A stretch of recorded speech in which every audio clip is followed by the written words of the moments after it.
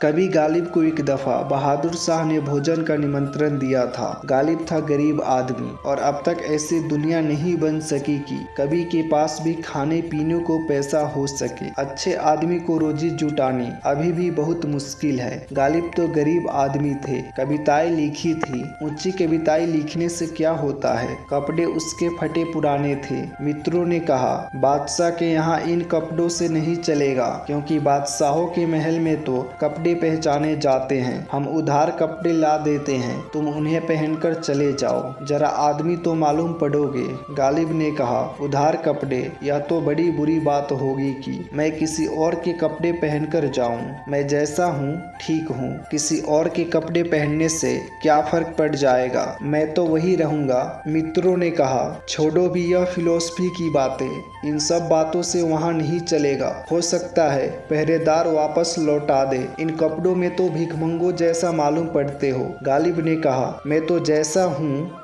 गालिब को बुलाया है, कपड़ों को तो नहीं बुलाया, तो गालिब जाएगा। न समझता कहना चाहिए, नादान। नहीं माना गालिब और चला गया। दरवाजे पर द्वारपाल ने बंदूक आड़ी कर दी। पूछा कि कहाँ भीतर जा रहे हो। गालिब ने कहा, मैं महाकवि गालिब हूँ, सुना है नाम कभी। सम्राट ने बुलाया है, सम्राट का मित्र हूँ, भोजन पर बुलाया है। द्वारपाल ने कहा, हटो रास्ते से, दिन भर में जो भी आता है अपने को सम्राट का मित्र बताता है। हटो, नहीं तो उठाकर बंद करवा दूंगा। गालिब ने कहा, क्या कहते हो, मुझे पहचानते नहीं? द्वारपाल ने कहा, तुम्हारे कपड़े बता रहे हैं तुम कौन हो, फटे जूते बता रहे हैं कि तुम कौन हो। शक्ल देखी है कभी आईने में कि तुम कौन हो? गालिब दुखी होकर वापस लौट आया।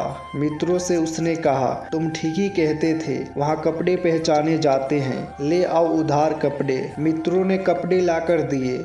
उधार कपड़े पहनकर गालिब फिर पहुंच गया। वही द्वारपाल झुक झुक कर नमस्कार करने लगा। गालिब बहुत हैरान हुआ कि कैसी दुनिया है। भीतर गया तो बादशाह ने कहा, बड़ी देर से प्रतीक्षा कर रहा हूँ। गालिब हंसने लगा, कुछ बोला नहीं। जब भोजन लगा दिया गया तो सम्राट खुद भोजन के लिए सामने बैठा, भोजन कराने के लिए। गालिब ने भोजन का कौर बनाया और अपने कोट को खिलाने लगा कि ये कोट खा, पगड़ी को खिलाने लगा कि ले पगड़ी खा। सम्राट ने कहा, आपके भोजन करने की बड़ी अजीब तरकीबें मालूम पड़ती है, यह कौन सी आदत है, यह आप क्या कर रहे हैं? गालिब ने कहा, जब मैं आया था तो द्वार से ही लौटा दिया गया था और कपड़े आए हैं उधार, तो जो आए हैं उन्हीं को भोजन भी कराना चाहिए। बाहर की दुनिया में कपड़े चलते हैं, बाहर की दुनिया में कपड़े ही चलते हैं, वहाँ आत्माओं का चलना बहुत मुश्किल है, क्योंकि बाहर जो भीड़ इकट्ठी है वह कपड़े वाले की भीड़ है।